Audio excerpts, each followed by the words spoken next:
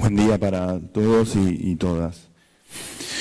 No voy a demorar mucho y voy a intentar justificar mi presencia. En general, en estos momentos se dice que personas como el profesor Alexis no necesitan introducción, así que voy a intentar justificar porque voy a robarle 5 minutos. Hay al menos dos formas para presentar a Robert Alexis. La primera sería remitirme a su currículum y contarles que estudió Derecho y Filosofía en Göttingen, que se doctoró en esa misma universidad en 1976, que escribió su trabajo de habilitación en 1984 y que desde 1986 es profesor de la Universidad de Kiel, en Alemania, que ha sido reconocido como doctor honoris causa por muchas universidades, entre ellas la Universidad de Buenos Aires, que escribió varios libros y una gran cantidad de artículos relacionados con la teoría de la argumentación jurídica, la teoría de los derechos fundamentales, las relaciones entre el derecho y la moral, entre el concepto del derecho y muchas otras cosas más. A su vez, los trabajos han sido traducidos a muchos idiomas. No los voy a enumerar todos, pero entre el inglés, el español, el portugués y el chino podríamos ya tener una gran cantidad de personas que conocen la obra de Alexis. También se han publicado libros y artículos que discuten su obra. Ha protagonizado debates con juristas y filósofos en más de una ocasión. Sin embargo, me interesa presentar a Alexis de otro modo. Sería muy difícil poder contarle quién es Robert Alexis a alguien que ha tenido un acercamiento marginal a su obra, que ha leído sobre algunas cosas de las que escribió, que directamente no ha leído nada de su vasta bibliografía. Pero para lo que aquí me propongo hacer, eso no va a ser necesario. Voy a prescindir de eso que es muy relevante para concentrarme en algunas otras cosas. Afortunadamente, y gracias a una beca que me otorgó el Servicio Alemán de Intercambio Académico y el Ministerio de Educación, y por una generosa invitación del profesor Alexis, pude estudiar 2 años en la Universidad de Kiel, bajo su supervisión.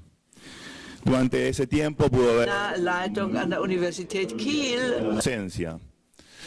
Cada seminario, cada conferencia, tomada con una seriedad que a mí me asombraba. Eran seminarios en los que podíamos estar 1 hora y media, y eso era todo el seminario, discutiendo una página o un párrafo de Kant. Y eso, cuando uno terminaba esa sesión, sentía que había enriquecido su conocimiento, aunque era solamente un párrafo, una página. Su dedicación también incluía la posibilidad de que aquellos que íbamos desde muy lejos a trabajar con él, tuviéramos siempre las puertas abiertas de su despacho y las puertas abiertas de su casa para contarles cómo iba nuestro trabajo, para intentar trabajar problemas complejos, y su biblioteca y su conocimiento siempre estuvo abierto a que nosotros pudiéramos resolver las diferencias que teníamos con el idioma y con las costumbres alemanas. También lo he visto a Alexis participar en congresos y presentando sus ideas, sobre todo discutiendo con las ideas de los demás, escuchando y presenciando cada una de las conferencias de otros disertantes y discutiendo y tratando de mejorar el argumento de aquellos que estaban presentando sus ideas. Si alguien quiere saber quién es Robert Alexis, mi idea sería recomendarles que lean sus trabajos, y hay mucha traducción en español, o sea, hay muchas formas de poder ingresar al mundo de Alexis, hay muchas variantes también, no hay solamente una sola línea para seguir. Quizá hoy quienes lo escuchen por primera vez encontrarán un camino que puede ser seguido para poder después ser profundizado en diferentes textos. Es decir, si alguien quiere conocer qué es lo que dice Robert Alexis, hay que leer sus libros y sus trabajos. Si alguien quiere saber cómo es Robert Alexis, creo que lo único que alcanza, por lo menos hoy, es verlo cómo interactúa en las conferencias en las que él no va a disertar, sino en las que él va a escuchar, verlo participar, verlo intervenir. Y Si alguien quiere confirmar o refutar esto que estoy diciendo, solo basta con esperar a la primera charla en la que Alexis vaya a intervenir como asistente. La prueba de esta discusión se va a definir cuando veamos quién es el que levanta primero la mano cuando haya oportunidad de discutir. Cuando se termine la sesión, seguramente será Alexis el que pregunte o haga la primera pregunta. Así como en otras ocasiones, yo apostaría que eso va a ocurrir y en general, como en otros momentos míos, vuelvo a apostar por Robert Alexis. Me parece que sería bueno que también aprovechemos su presencia para discutir con él, para evitar ponerlo en un pedestal y tratar de ayudarlo discutiendo. Creo que él va a agradecer mucho más eso que halagos y un trato que quizá él prefiera evitar, sino que prefiera concentrarse en sus ideas y no en su persona. Muchas gracias.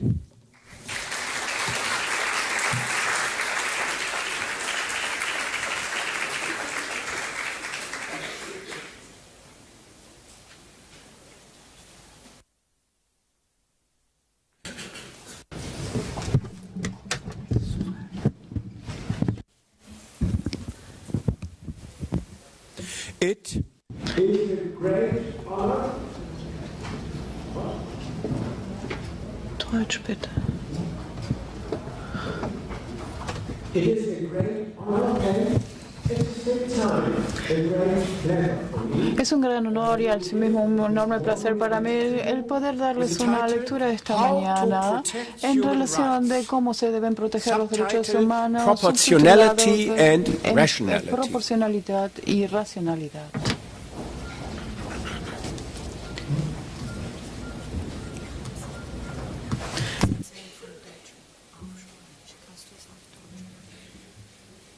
Von Deutsch auf Spanisch? Nein, von Deutsch, ja, auf Deutsch sprechen einfach. Deutsch. Schwierig, weil ich keinen deutschen Text habe. Aber Sie haben nur die Übersetzung. Well, there is a problem, but it is a small problem. Es gibt ein Problem, aber es ist ein kleines Problem. Es un problema mínimo a resolver. Es hängt vom Zustand Depende del estado des Wissenschaftssystems dieser Welt ab. El estado científico, el último estado científico de este mundo, o los avances científicos, es que yo, al menos desde hace 2 décadas ya, todos mis trabajos los escribo en idioma inglés. Entonces, ya en realidad yo no estoy en condiciones de escribir o de redactar en alemán. Esta es la razón por la cual yo tengo un texto en idioma inglés en mis manos y acaban de pedir como la traducción ha sido se realiza del alemán al español, de realizar una ponencia en alemán. Pero no tengo el manuscrito a mano. Bueno, pero entonces voy a tratar de que mi texto en inglés lo voy a leer en inglés, en alemán, para ser traducido al español. Va a ser un poco más extenso, pero bueno.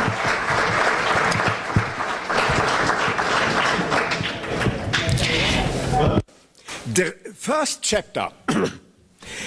3 dimensionen. Las 3 dimensiones de la protección de los derechos humanos. Y la cuestión es cómo los derechos humanos pueden protegerse. Tiene al menos 3 dimensiones. Una es la institucional, la otra es la política y la otra es la metodológica. La dimensión institucional es la que se refiere a las cuestiones de la protección jurídica de los derechos humanos. Así que si los derechos humanos deben considerarse derechos, en tanto derechos morales deben positivarse en las constituciones o positivarse en los pactos y en los tratados internacionales. Sí, debe haber una instancia constitucional o basta con el control parlamentario.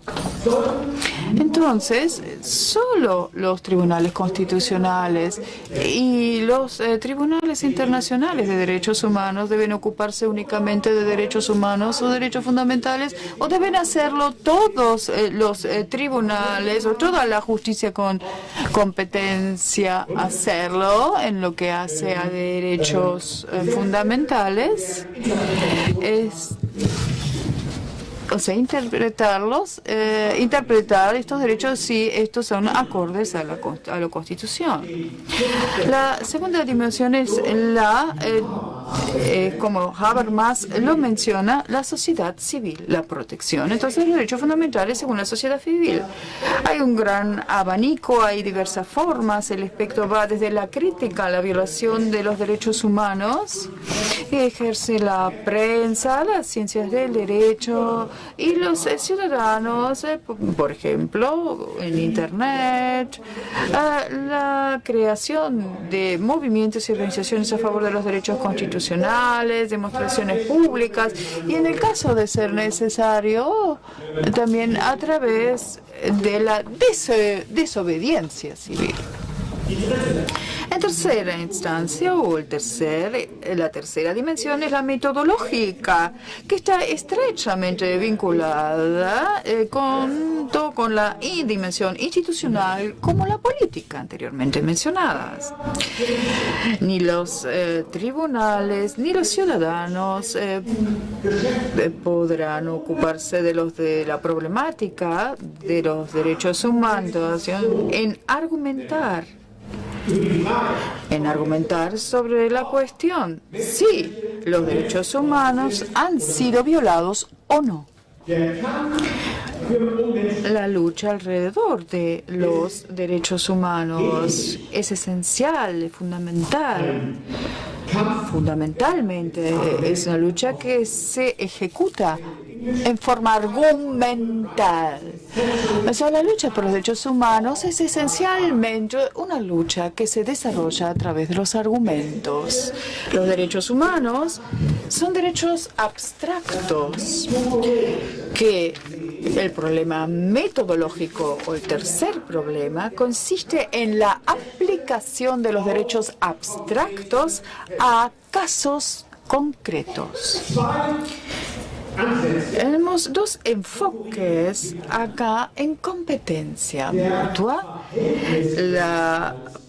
Este es el enfoque de la proporcionalidad y también el de la clasificación o de la subsunción. En el centro del enfoque de la proporcionalidad está la ponderación y, en contrario a ello, el enfoque de la subsunción o de la clasificación se enfoca en la aplicación de los derechos humanos sin ponderación. Entonces, muy bien, este segundo enfoque también podría considerarse el principio de la no ponderación. Y así, de esta manera, para diferenciar diferentes formas de este enfoque de la no ponderación en Estados Unidos, por ejemplo, de la intención original que ha tenido el legislador, o también el formalismo, como por ejemplo la intención original, como por ejemplo como en la Suprema Corte de Justicia de los Estados Unidos,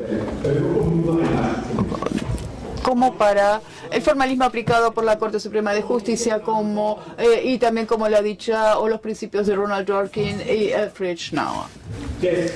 Los representantes del enfoque de no proporcionalidad son Jürgen Habermas, Ronald Dworkin en su época tardía, en el desarrollo de su teoría tardía, y Fritz Schnauer.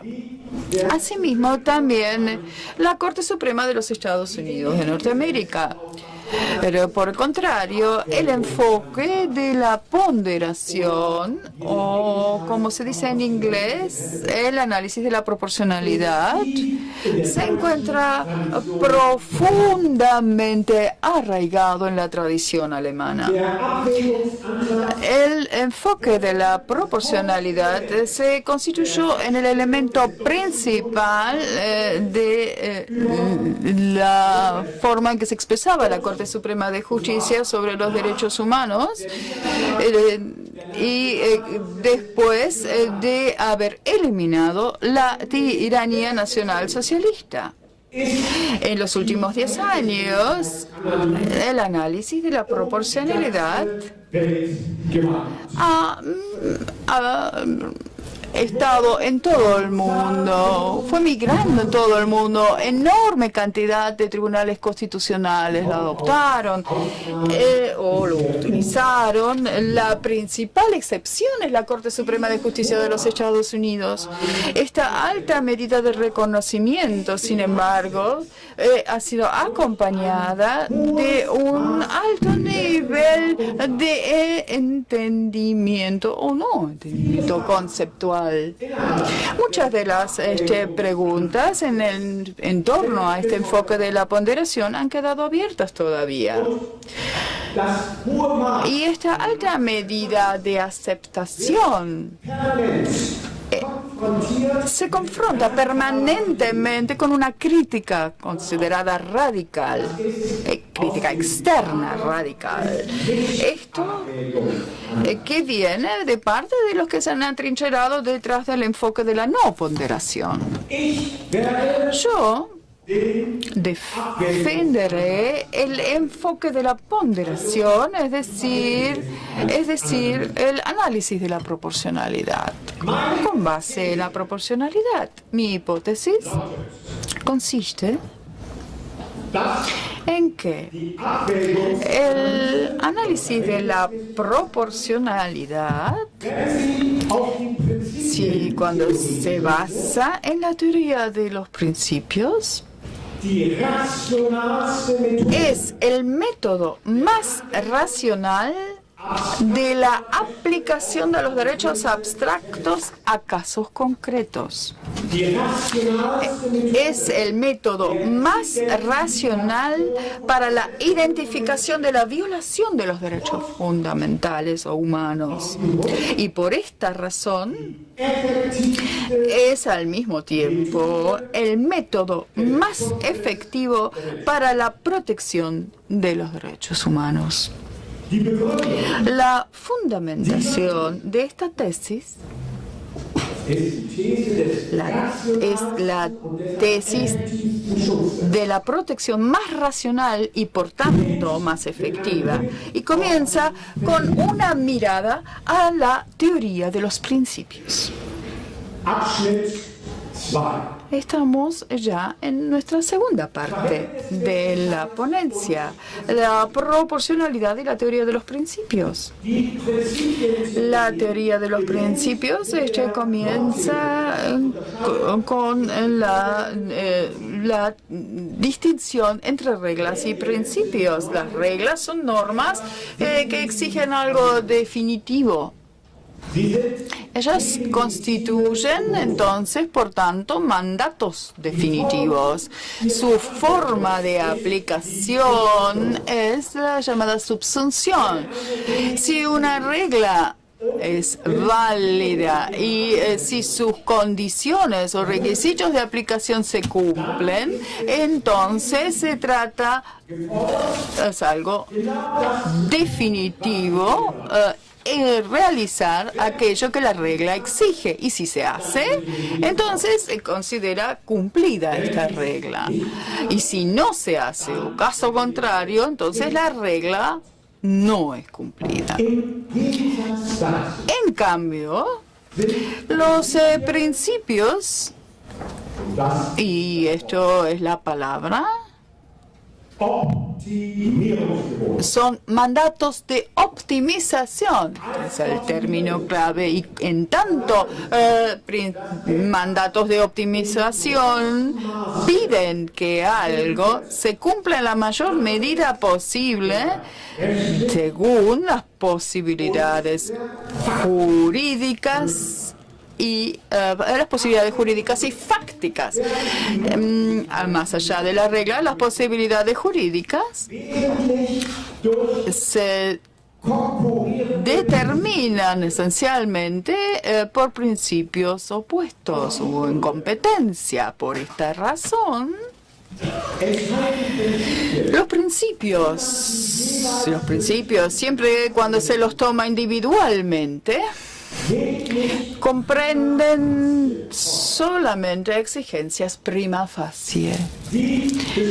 La determinación del grado apropiado de satisfacción de un principio en relación con las exigencias que provienen de otros principios se establece mediante la ponderación. Por esta razón, la ponderación es la forma específica de aplicación de los principios.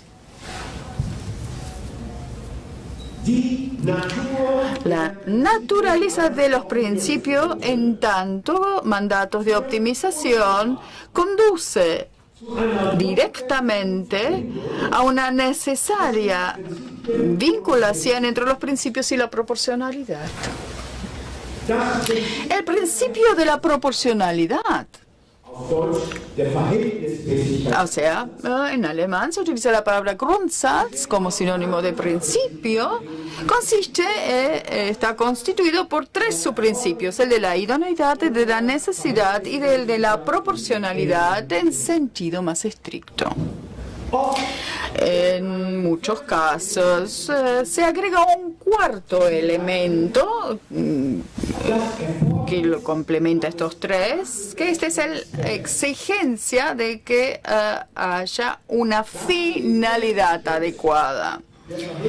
Este es el primer, y que va a determinar entonces un primer paso para establecer la proporcionalidad. Aharon Barak es el ex presidente del Tribunal de Constitucionalidad de Israel en Jerusalén. Él habla de la reconstrucción de la proporcionalidad y en su libro aparecido en 2012, donde habla al respecto. Él es un ejemplo de ello. Aharon Barak tiene tres niveles de proporcionalidad y no tres como las que establezco yo. Más adelante voy a intentar que este primer paso del que parte Barak es superfluo y que además también constituye dificultades para la verificación de la racionalidad de la proporcionalidad. Pero esto requiere en primer término que los tres componentes que acabo de mencionar sean analizados. El análisis demostrará entonces que los tres subprincipios expresan la idea de la optimización. Los principios, en tanto mandatos de optimización, exigen la optimización en relación con lo que es fácticamente posible, como así también con aquello que es jurídicamente factible o posible. Los principios de idoneidad y de necesidad se refieren a la optimización en relación con las posibilidades objetivas o fácticas. El principio de la proporcionalidad en sentido estricto se refiere a la optimización de las posibilidades jurídicas. El primer subprincipio, es el principio de la idoneidad, excluye ciertos recursos o medios que al menos limitan la realización de uno de los principios sin promover un principio u objetivo para el cual han sido adoptados. Entonces, si un recurso M utilizado para promover el principio P sub 1 no fuera apropiado para esta finalidad, pero la realización de un principio P sub 2 queda restringido por ello, entonces no hay costos para P1 o P2 o consecuencias para P sub 1 o P sub 2 si M se omite. Pero sí existirán consecuencias para P sub 2 si M fuese adoptado. Entonces, P sub n y P sub 2, y esto aquí es importante, reunidos en conjunto, P sub 1 y P sub 2, entonces en conjunto pueden llevarse a cabo, concretarse en una más alta medida relativa a lo que fácticamente es posible si el medio si se desiste del medio M o del recurso M, P sub 1 y P2 conjunto. Como P sub 1 y P sub 2 son elementos de un sistema único, ellos prohíben el uso de o la adopción de M. Esto demuestra que el principio de la idoneidad no es otra cosa que la expresión de la idea de la eficiencia de Pareto.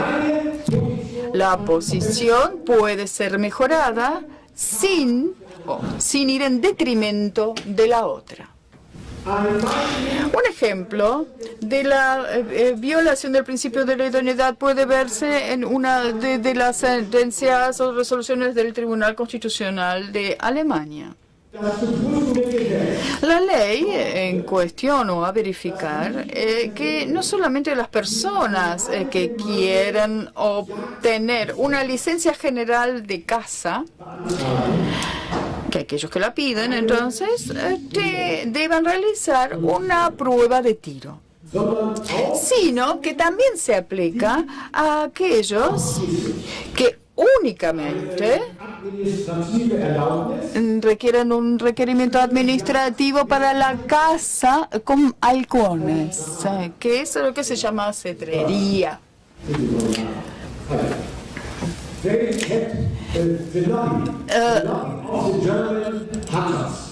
Eso es una especie de Lompi de los que cazan en Alemania. Está preconizado por aquellos que cazan con halcones.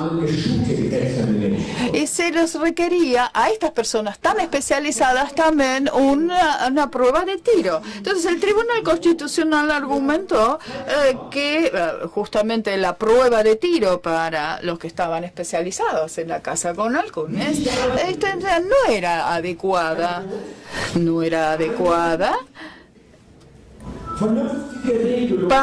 Que tampoco no era una regulación razonable como estaba intencionada por el legislador. Por esta razón, y acá voy a volver a citar, no había una razón clara y razonable para intervenir en la libertad de acción de aquellos que ejercían libremente la caza con el uso de halcones, de las especializadas en cetrería. Por esta razón, entonces, la regulación se consideró desproporcionada y, por lo tanto, también se la declaró inconstitucional. Casos en aquellos casos en los que las leyes se consideran inconstitucionales por razón de no ser idóneas son raros. Es normal que la medida que adopta un legislador al menos es adecuada o idónea para promover sus objetivos. Esto es suficiente para la idoneidad y por esta razón la relevancia práctica del primer subprincipio del principio de la proporcionalidad, estoy hablando de la idoneidad, es relativamente baja o reducida. La situación es completamente diferente en el caso del segundo subprincipio, el llamado principio de la proporcionalidad, el principio de la necesidad. Este principio de la necesidad exige que de dos recursos o medios que fomenten P sub 1. Cuando son ambos aproximadamente idóneos, se debe elegir aquel que menos influya o intervenga en P sub 2. Entonces, la exigencia de una medida que interfiera, una menos intrusiva está a disposición, entonces, repito que en el caso igual de la idoneidad, entonces una posición podría ser mejorada sin consecuencias para la otra. Bajo esta condición, P sub 1 y P2 conjuntos, tomados P sub 1 y P2 conjunto, se exige que se aplique o se deba aplicar el recurso menos intrusivo. Esto, a su vez, también es uno de los casos de la teoría del principio de Pareto. Uno de los ejemplos es otra de las sentencias del Tribunal Constitucional de Alemania, en realidad de unas golosinas. Estas eran golosinas de arroz inflado que se vendían en forma de conejos de Pascua y de Papá Noel. Y estaban hechos efectivamente de arroz, ¿no? El arroz inflado.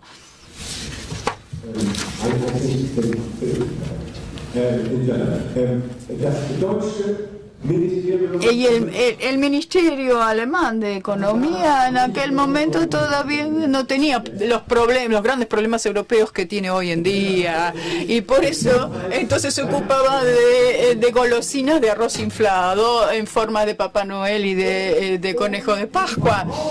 Pero bueno, esto en definitiva para proteger al consumidor ante de una compra equivocada, es decir, proteger a las madres que querían comprar un Papá Noel de chocolate para su hija, para evitar que por error se comprara uno que estaba hecho de arroz en lugar de chocolate.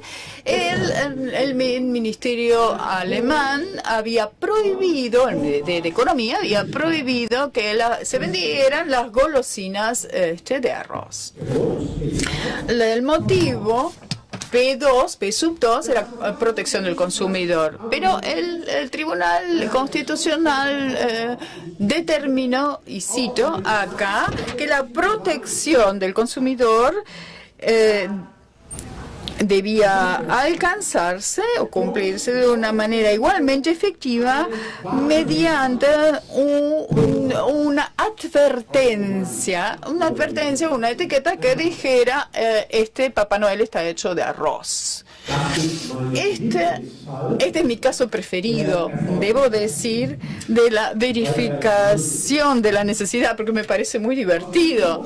Por esta razón, el Tribunal Superior declaró que las golosinas de arroz por su prohibición eran una violación del principio de necesidad, y que por eso violaba ese principio, por lo tanto era desproporcionada e inconstitucional. Igual que el principio de la idoneidad, el principio de la necesidad requiere de la optimización en función de las posibilidades fácticas. La optimización en cuanto a las posibilidades fácticas consiste también en evitar de aquellos costos o consecuencias evitables, consecuencias pero las consecuencias son inevitables cuando colisionan los principios. Esto ocurre, por ejemplo, en el caso del aborto. Este caso no puede ser medido o solucionado mediante la teoría de la optimización de Pareto, porque una de las partes siempre tiene consecuencias, ya sea la madre, porque ve lesionado su derecho en la personalidad, o del feto, que en cuanto a su derecho subjetivo u objetivo a la vida. Entonces aquí va a ser necesaria una ponderación, y esta ponderación es el objeto también del tercer subprincipio, es el principio de la proporcionalidad en un sentido más estricto. Este principio nos dice qué hace o cómo influye la optimización sobre las posibilidades jurídicas. En mi teoría de los derechos fundamentales, este requerimiento de la optimización relativa a las posibilidades jurídicas lo expuse mediante la ayuda de una regla que yo llamo la ley de la ponderación. Esta regla dice, y la cito: cuanto mayor sea el grado de la no satisfacción o de la restricción de uno de los principios, tanto mayor deberá ser el grado de importancia de satisfacción o de cumplimiento del otro. Termino aquí la cita. La ley de ponderación excluye, entre otros, por ejemplo, que una interferencia intensiva en el principio P sub 1 o derecho R1, llamémoslo así, que solo se justificaría por la menor importancia del cumplimiento.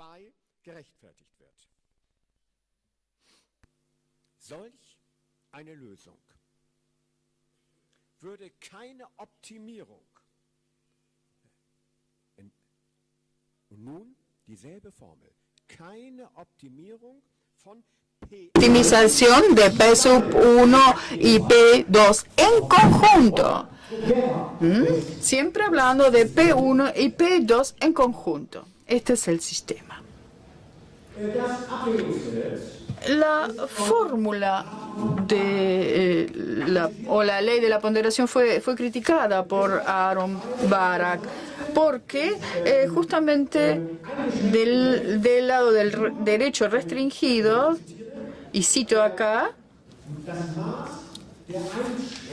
la medida de la restricción del derecho fundamental, cito de nuevo, o sea, dependía del grado o de la medida de la limitación del derecho humano, pero por el lado de la restricción, aquí era lo importante, era importante encontrar la importancia del principio que colisionaba.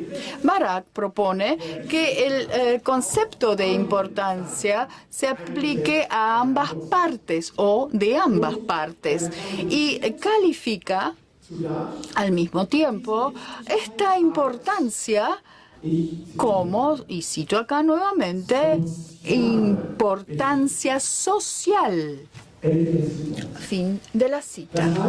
Esto significa, o no significa,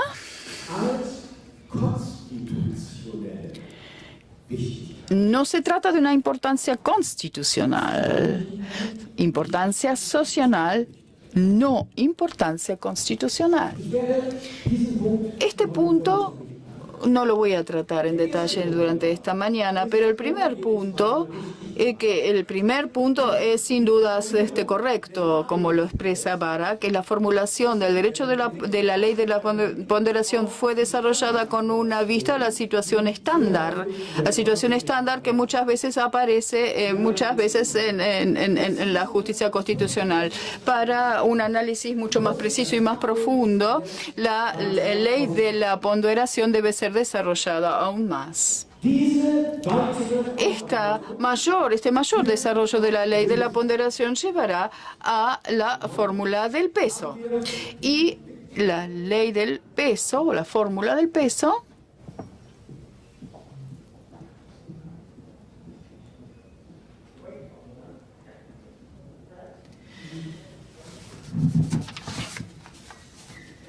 lamentablemente ahora no tenemos ningún micrófono. No tenemos versión en inglés ni versión en alemán, pero el micrófono no está prendido. El micrófono no está conectado.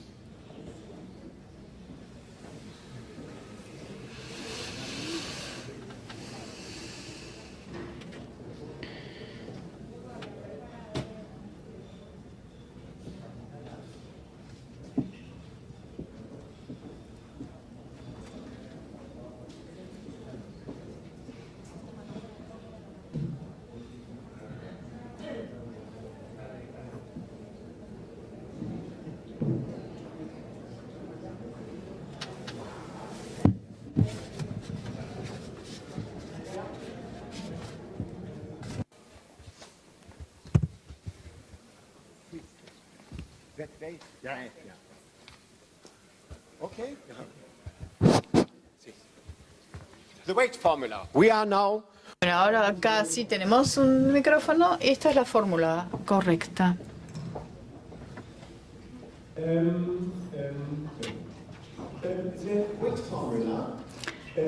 La fórmula del peso está basada en un principio del P sub 1 o P sub I. En un caso concreto, el peso concreto de P sub I relativo al principio colisiona con P sub J.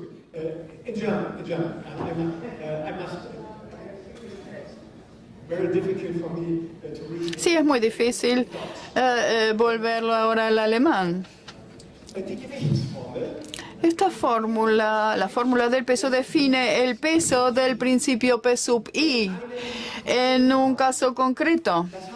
Es decir, el peso concreto de P sub I relativo o relativizado o relacionado con el principio con el que colisiona P sub J, W sub I J, en tanto cociente, primero, del producto de la intensidad de la intervención en P sub I, en paréntesis I sub I, y el peso abstracto de P subíndice I, entre paréntesis W sub I, y el grado de certeza o de confiabilidad de las suposiciones relativas a lo que significa la medida en cuestión a verificar.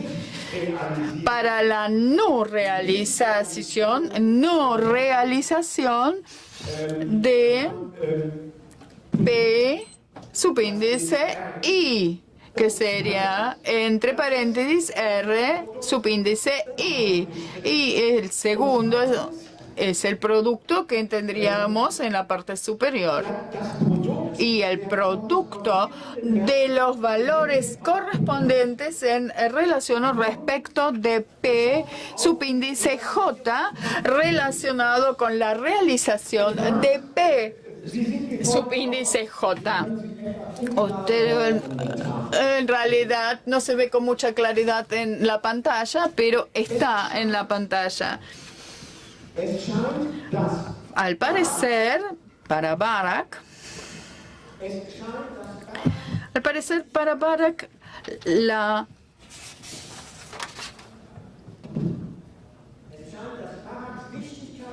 parece que la importancia para Barak era importante prevenir la limitación, o para él parecía que permitir la limitación del derecho fundamental es equivalente al producto de I subíndice I, mientras que su importancia del sentido propio es equivalente al producto de I subíndice J y W sub J. Si este fuera el el caso, la crítica de Barak cabe a la formulación original de la ley de ponderación, pero no es la adecuada para su elaboración posterior mediante la fórmula del peso. Se aplicó después. Una fórmula como la fórmula del peso que expresa un cociente de dos productos es razonable o tiene sentido solo si todos los factores pueden ser representados mediante números. Este es el problema de las clasificaciones o de las escalas. En otro lugar, yo había propuesto una discreta, es decir, de una escala triádica discontinua en la que hubiera o se aplicaran secuencias geométricas. Esta escala ordena los valores leve, L, como moderado, M, y grave o serio como S en inglés. Estos valores corresponden a la intensidad de la intervención y a los pesos abstractos. Estos valores se representan en los siguientes números: 2 exponente 0, 2 exponente 1, 2 a la 2, es decir, 1, 2 y 4. Lo que hace al lado epistémico, esto es R subíndice I y R subíndice J, es posible asegurar con las clasificaciones seguro, certero, R plausible, P y no evidentemente falso, E. Estos números, 2 a la 0, 2 a la menos 1 y 2 a la menos 2, es decir, 1, la mitad y un cuarto, entonces quedarían asignados a 1 medio, la mitad y a un cuarto. Mediante esta escala triádica pueden comprenderse o registrarse la mayoría de las sentencias de los tribunales constitucionales. En aquellos casos en los cuales la escala triádica no es suficiente, es decir, donde es necesario realizar una escala o establecer grados mucho más detallados, puede aplicarse una escala triádica doble. Al respecto no me referiré aquí. Las variables epistémicas R subíndice 1 y R subíndice J se refieren a premisas empíricas y a premisas normativas.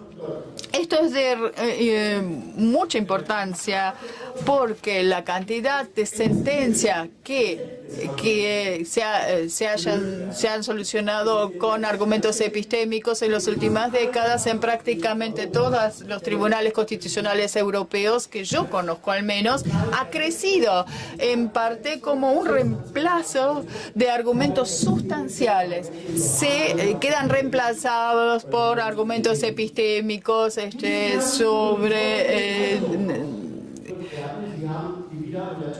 Ustedes pueden observar aquí en la tabla que R sub I y R sub J, esta equivalencia o ecuación puede considerarse la ecuación de la certeza, es decir, RI igual a R sub I, R sub I. En los casos en donde tanto se pone en duda tanto la certeza empírica y racional, RI y RJ deben ser reemplazados por los productos respectivos sobre el lado derecha de la fórmula. Y de este modo surge una fórmula refinada de la fórmula del peso, que es la siguiente. Ustedes también lo tienen en el Parlamento con cuatro variables diferentes. Las dos fórmulas del peso muestran cuánto tipo de combinaciones o constelaciones de ponderación son posibles. En el caso que se aplique la fórmula del peso refinada con 4 variables de un lado, estos en total 8 variables, se da por resultado, sobre la base de la escala triádica, 3 a las octava, es decir, 6.561 constelaciones. 6.561 constelaciones. Y en el caso de la fórmula del peso elemental con 3 variables de cada lado, se adquiere otra vez sobre una base de 2 escalas triádicas 3 a la 6, el equivalente de 726 combinaciones o constelaciones. Esto constituye un punto importante en relación con la racionalidad de la ponderación, que esta diversidad cuente con un carácter bien organizado y no uno caótico. Esto juega un papel enorme en la respuesta al interrogante de si al menos algunos derechos fundamentales protegidos por la Constitución, como la dignidad humana, tienen un carácter absoluto. El interrogante sobre el carácter absoluto únicamente se puede responder en forma racional sobre una base analítica como la expresada. Igual de importante que estas relaciones numéricas expresadas es la identificación de los factores que juegan un papel importante en la ponderación. Es de alta importancia para la racionalidad de la ponderación que todos los factores relevantes, y que solo los factores relevantes, y no, por ejemplo, las razones que hacen a los valores de los factores, sean representados por las variables de la fórmula. Y en segundo lugar, que los factores no se superpongan. Este requerimiento de la racionalidad formal es la medida en la cual las propuestas de ponderación de una estructura de 4 niveles, como la propuesta por Barak y por otros, debe ser medida. Entonces, esto quiere decir que la propuesta de introducir la cuestión de la razón adecuada o legítima como un primer paso de la verificación de la proporcionalidad. Es decir, aquí cabe la aplicación de la proporcionalidad en sentido estricto de acuerdo a Barak. Según Barak, la naturaleza de los derechos como escudos requiere un sentido propio o legítimo como un requerimiento de umbral. Cuando se trata de la restricción de un derecho constitucional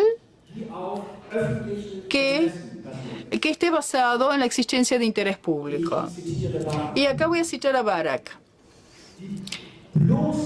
La mera existencia de un interés público de por sí no es suficiente para justificar la restricción de un derecho fundamental o constitucionalmente protegido. Final de la cita. En los casos, y acá cito Barak nuevamente, de aquellos derechos fundamentales de máximo nivel, fin de la cita, para pasar a la prueba de sentido adecuado o propio, el interés público, y acá cito a Barak nuevamente, de su libro Proporcionalidad, del año 2012, el interés público debe ser entonces o bien forzoso, imprescindible, para, de este modo, se pueda cumplir el test de la finalidad adecuada. Todos aquellos derechos que estén debajo de ese nivel de vara, como por ejemplo, debajo de la dignidad, por ejemplo, la libertad de expresión, según Barak, deben clasificarse en un nivel más bajo. Aquí bastaría, según Barak, que la finalidad de la ley, el interés público, y cito nuevamente, es importante. El problema de esta construcción es que todas estas exigencias ya se encuentran en el primer nivel de la proporcionalidad, en el sentido estricto. Esto quiere decir en el tercer nivel de la verificación. Entonces, forzosas o necesarias, los intereses públicos que no se pueden evitar, deben, en la fórmula del peso, deben quedar expresadas en la fórmula del peso. Y dado que los altos valores de las variables I sub J y WJ, o sea, quedan asignadas a ellos o a uno u a otro, significa que la introducción de una finalidad adecuada como un primer nivel del análisis de proporcionalidad es superfluo. Y esto significa que la introducción de este primer nivel establece el postulado de la racionalidad formal de la ponderación queda violada a través de la introducción de un factor que se superpone. Y esto es algo todavía peor. La fórmula de peso permite que el interés público sea puesto en relación o en proporción con todos los demás factores que son relevantes al interrogante en relación con si la intervención en un derecho fundamental es proporcional o no.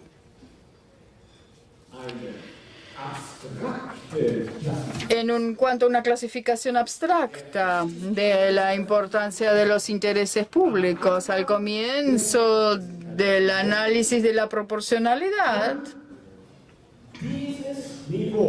este nivel de la racionalidad formal no puede ser alcanzado. Y por eso la única pregunta que se debe hacer al comenzar una ponderación o un análisis de ponderación es si la finalidad del legislador a través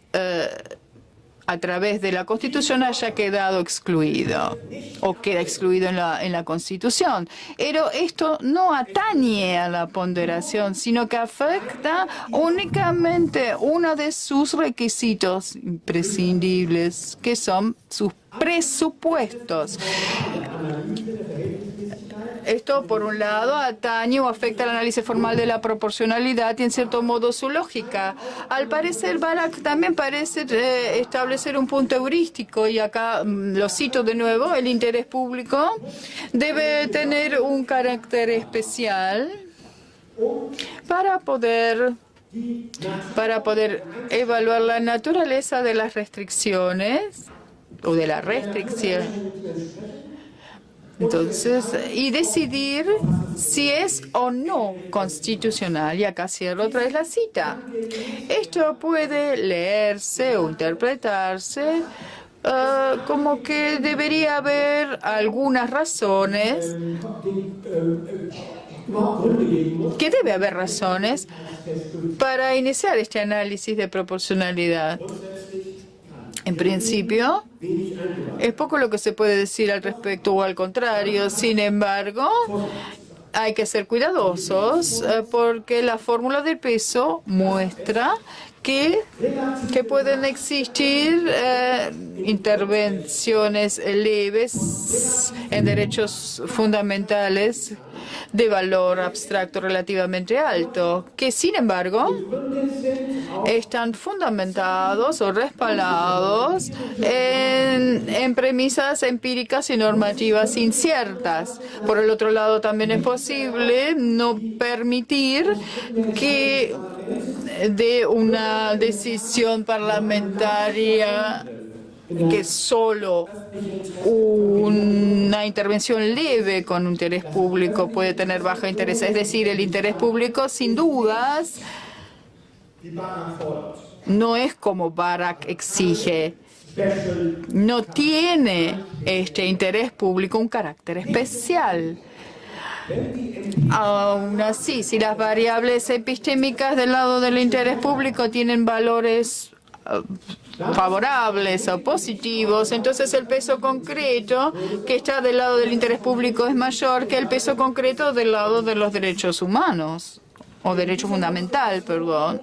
Y en esta conciliación y muchas otras, yo hablé de 6.561 conciliaciones o combinaciones. En estas combinaciones y en muchas otras, el interés público sin carácter específico justificaría no justificaría la intervención en el derecho. Paso ahora al párrafo 3, ponderación y argumentación. Hasta aquí solo consideré la racionalidad formal de la ponderación expresada en la fórmula del peso. Han aparecido una serie de objeciones al carácter formal de la fórmula del peso. Por ejemplo, Matthias Jested se opuso a la fórmula del peso, aduciendo que la misma, y lo cito, mantiene la promesa de un grado de certeza y precisión en su aplicación que es difícil de cumplir. Por eso debe rechazarse la fórmula del peso. Y vuelvo a citar a Matthias Jested de Friburgo. La fórmula del peso se afirma, o al menos se insinúa, que la precisión es una mera ilusión. La fórmula del peso, vuelvo a citar, es una quimera metodológica. Stavros Sakirakis sostiene, y vuelvo a citar, que el mito de la precisión matemática está en juego y que esta no debe ser aceptada cuando se aplica el razonamiento jurídico. Alexander Zomek, que acaba de obtener, regresando de Estados Unidos, en Viena, la Cátedra de Derecho Público y Filosofía del Derecho, refuta que el modelo de ponderación de la teoría de los principios no es más que una, y vuelvo a citar, cuidadosa formalización analítica del intuitivismo moral. Fin de la cita. Además, cabe mencionar una cuarta opinión. Obviamente podría citar a muchos más críticos. Cito en este caso a Kai Müller en su libro The Global Model of Constitutional Rights, el modelo global de los derechos constitucionales. Comienza con una juxtaposición de su teoría inspirada en Ronald Dworkin, y comienza entonces con una juxtaposición de su teoría como un, y cito, enfoque moral sustantivo, con una teoría formal como la de la teoría de los derechos fundamentales como principios o requerimientos de optimización de Robert Alexy. Fin de la cita. Ustedes podrán apreciar que existen objeciones suficientes. Realmente podría prolongar largamente la lista de los críticos a mi fórmula. Mi respuesta ahora. Ahora, si las presentes objeciones serían válidas, o dicho de otro modo, las presentes objeciones serían válidas si la teoría de los principios fuese solo una teoría formal. Sin embargo, esta es una teoría que de manera intrínseca conecta la dimensión formal y sustantiva de los derechos constitucionales. Además, conecta ambas dimensiones, es decir, la formal y la sustantiva, con el derecho en general. No obstante, Ralph Posher asegura, con un tono crítico, que la teoría de los principios consta, y vuelvo a citar, de una teoría sobre los conceptos del derecho, una sobre la estructura de las normas, una teoría de la adjudicación, una teoría de argumentación y finalmente diferentes teorías doctrinales. Fin de la cita.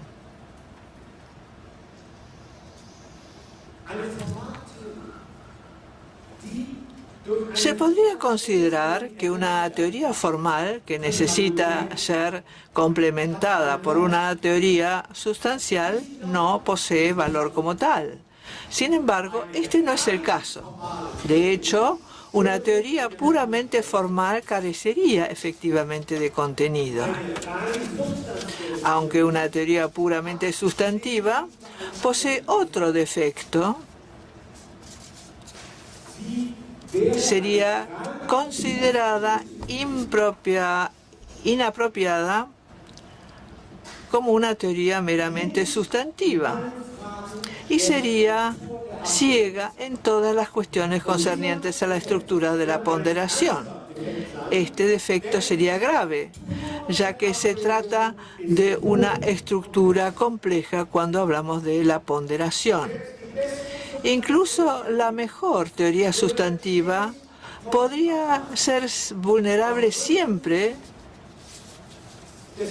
debido a la falta de claridad conceptual, por la falta de sistema y por la falta de argumentos conclusivos.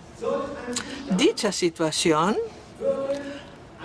conllevaría a una restricción grave de la racionalidad.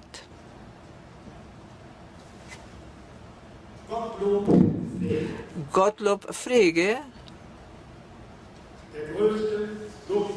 el principal lógico desde Aristóteles, matemático y fundador de la lógica matemática moderna, Gottlob Frege, entonces, compara en su obra aparecida en el año 1879, Begriffsschrift en alemán, o sea, notación conceptual o conceptual notation, la relación entre el lenguaje de fórmulas y el lenguaje corriente que nosotros utilizamos en nuestros fallos. Compara la relación del formalismo con el lenguaje normal con la relación del microscopio con el ojo. El ojo es superior al microscopio debido a su rango de utilidad y a la facilidad con la que se adapta a las más variadas circunstancias.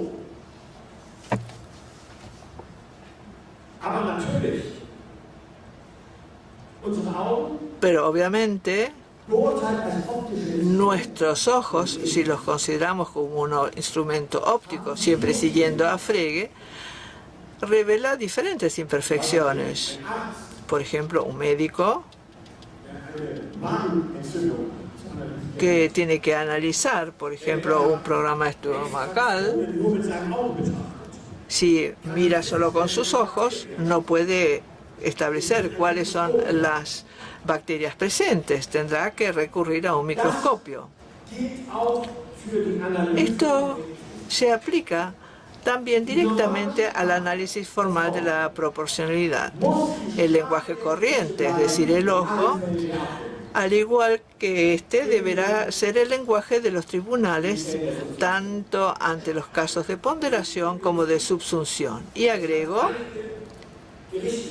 hubo algunos casos de tribunales superiores que han utilizado en los fallos mi fórmula. Y yo dije, en ningún caso la fórmula del peso no puede ser utilizado en fallos judiciales. Allí hay que utilizar el idioma corriente.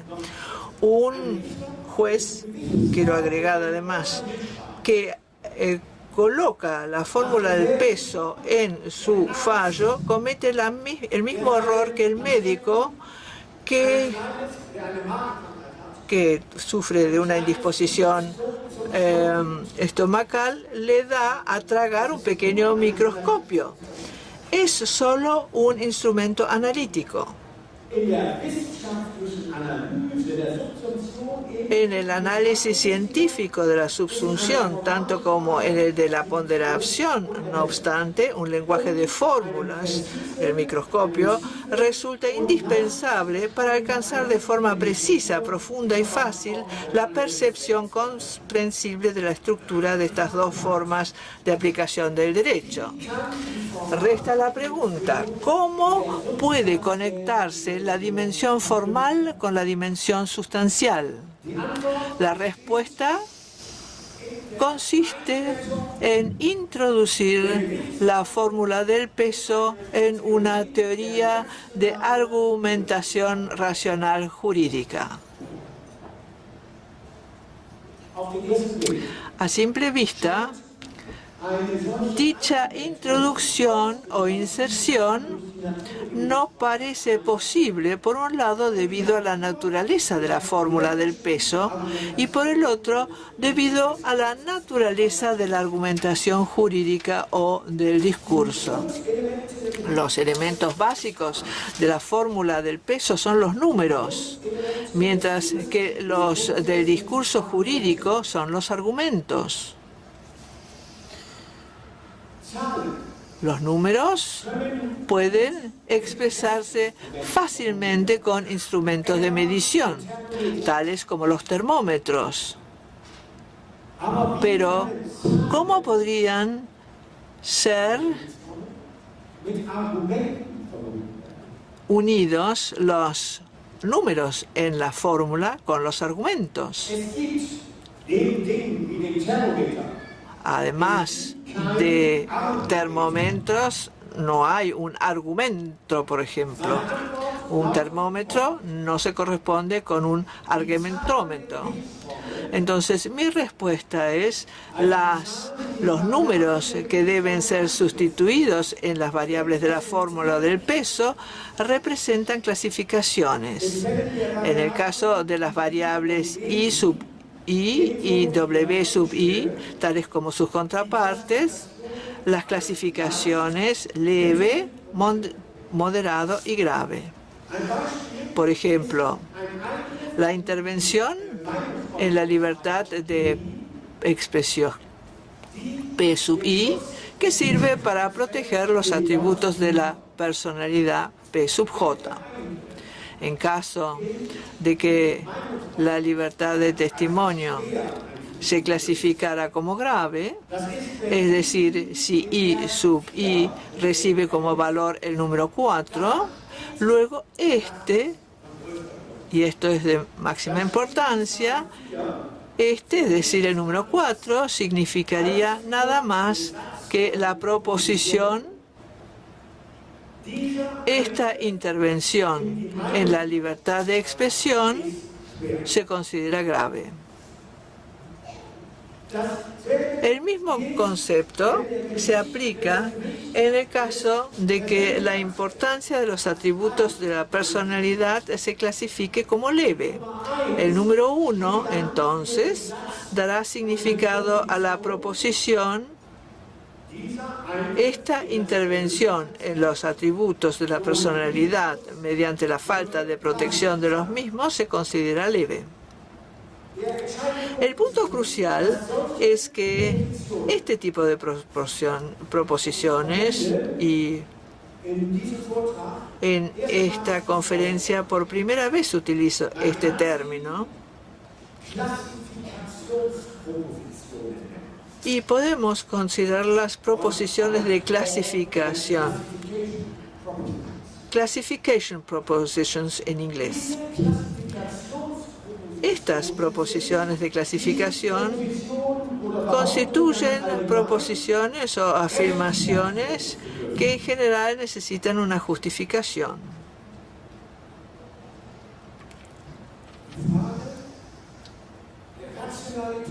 La pregunta de la racionalidad de la ponderación. Por lo tanto, es también la pregunta si proposiciones de clasificación son fundamentables. Los autores que refutan la racionalidad de la ponderación deben negar la capacidad de justificación de las proposiciones de clasificación. Ejemplos de dichas negaciones son los argumentos de la arbitrariedad que plantea Jürgen Habermas, la del decisionismo de Bernhard Schlink y la del intuicionismo de Poscher. En contraposición a estas posiciones, planteo una tesis, la tesis de la argumentación. La tesis de la argumentación sostiene que las proposiciones respecto a la intensidad de intervención y grados de importancia se prestan a la justificación racional. Un ejemplo es la sentencia del Tribunal Constitucional Federal Alemán del año 1997 con respecto a las obligaciones de los fabricantes de tabaco de colocar advertencias en los productos sobre los riesgos que provoca fumar para la salud.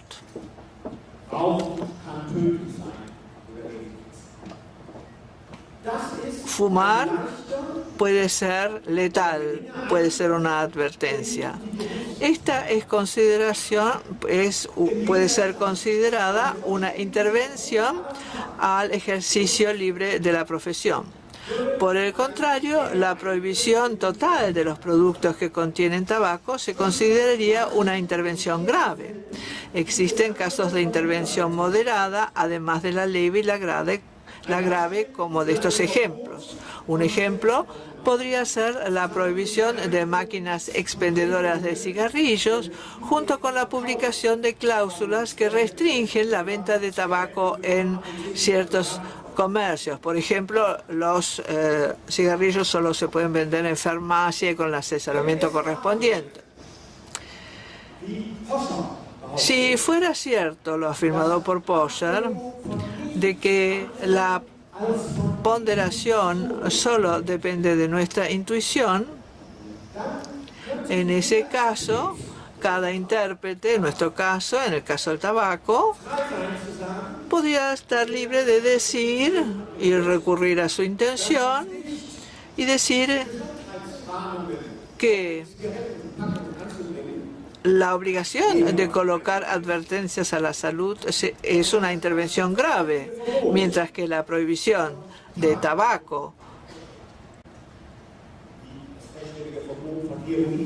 la prohibición completa de heroína, es solamente una injerencia leve. Esa es mi intuición, podría decir este intérprete.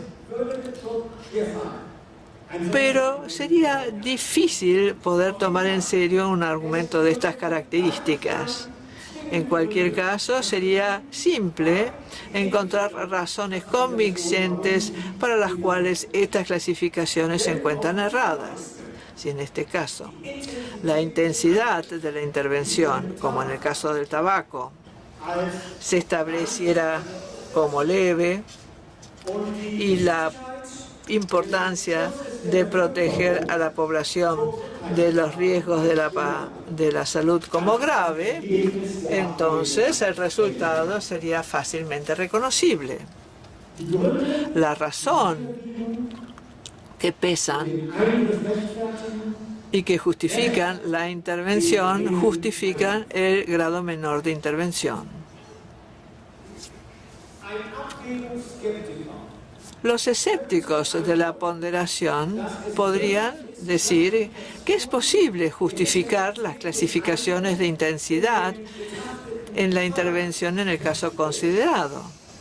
Sin embargo, también podrían insistir en que existen casos en los que diferentes clasificaciones podrían aplicarse de la misma manera. Y el crítico podría seguir diciendo, por ejemplo, que cuando dos clasificaciones tienen la misma justificación, ninguna de ellas es justificable. Como ejemplo, el crítico podría remitirse a una sentencia del Tribunal Constitucional Federal Alemán del año 2006 sobre el monitoreo electrónico de la información.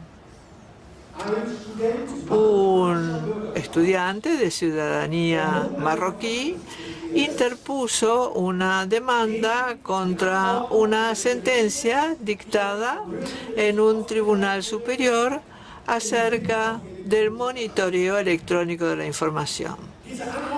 Dicha sentencia solicitaba al registro civil, registro de extranjeros en Alemania, y a todas las universidades en Renania del Norte-Westfalia que enviaran a la policía datos sobre individuos de sexo masculino de entre 18 y 40 años que pudiese relacionarlos, entre otros, sobre sus creencias, país de origen y objeto de estudio. Esta información se enviaba a una base de análisis de datos con el fin de identificar posibles terroristas islámicos. La mayoría de los miembros del Tribunal Constitucional Federal clasificaron esta medida, es decir, el monitoreo electrónico de la información, como intervención de peso considerable, es decir, como una intervención grave al derecho del demandante a la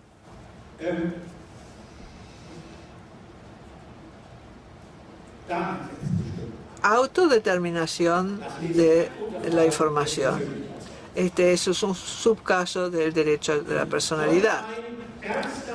Dicha intervención grave podría justificarse en casos en los que exista un peligro concreto, pero no en casos en los que existe un peligro abstracto.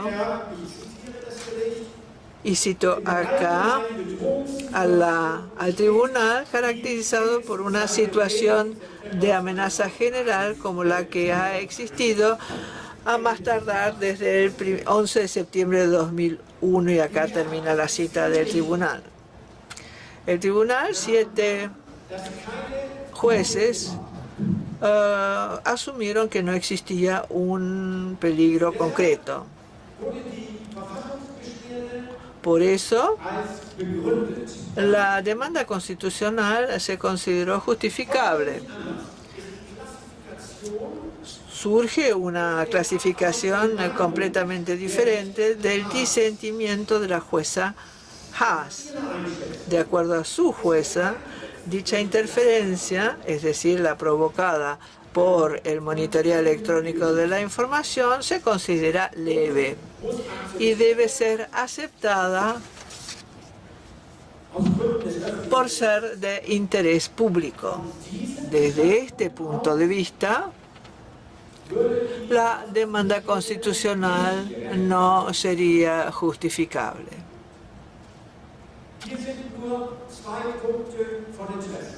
de lo antedicho surgen dos puntos de interés. Por un lado, ambas partes presentaron numerosos argumentos para sus clasificaciones y para sus proposiciones en cuanto a clasificación. Los argumentos de la mayoría sobre la evaluación de la intervención como grave consistían de textos de 11 páginas, mientras que los de la jueza Haas de evaluación de intervención leve insumieron 4 páginas. Esto demuestra que la ponderación no es una cuestión de la mera clasificación. Se considera esencialmente como una cuestión de argumentación. Por consiguiente, y esta es una de las frases más importantes de mi ponencia, si la argumentación racional jurídica es posible, también lo es la ponderación racional. Por el otro lado, el segundo punto de interés es que la discrepancia no constituye un argumento para la irracionalidad, si, como lo señala John Rawls, la discrepancia razonable puede distinguirse de la no razonable. Aquí solo se considera de interés la argumentación normativa o práctica. Ahora bien, el punto decisivo es que existe un criterio de la racionalidad de los argumentos prácticos y una argumentación práctica o discurso.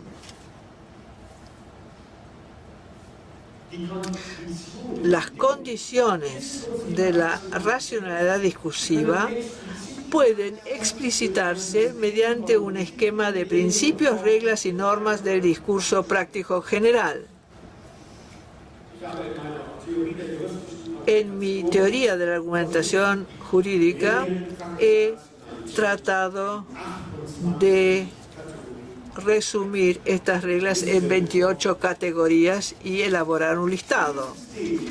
Este sistema incluye tanto criterios que suponen la no contradicción, claridad en el lenguaje, confianza en premisas empíricas y sinceridad, así como reglas y normas que soporten las consecuencias, la universalidad y el origen de las convicciones normativas.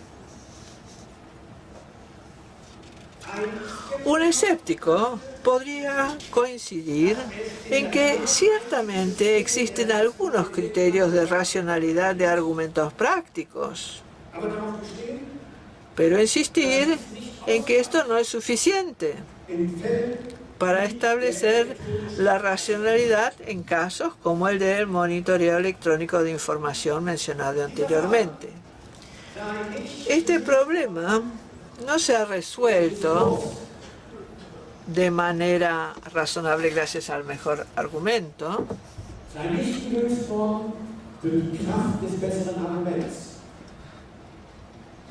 sino de forma institucional por una decisión mayoritaria en el tribunal. El punto es correcto, pero no es un análisis completo de la situación. Ambas partes